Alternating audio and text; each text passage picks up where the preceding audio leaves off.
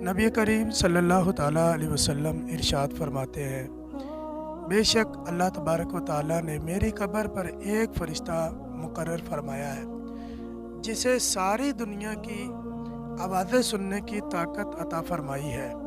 जब भी कोई मेरा ग़ुलाम मुझ पर क़यामत तक दुरूद पाक पढ़ेगा, वो फ़रिश्ता उसका और उसके बाप का नाम लेकर मुझे बताता है कि या रसूलल्लाह सल्लल्लाहु ताला अलैहि वसल्लम फ़ुलाँ बिन फ़ुलाँ ने आप पर दुरूद पाक पढ़ा है।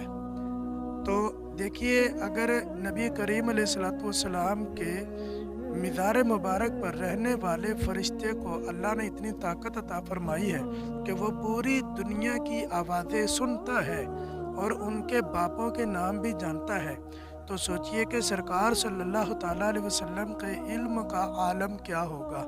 खुद ही अंदाज़ा लगाइए।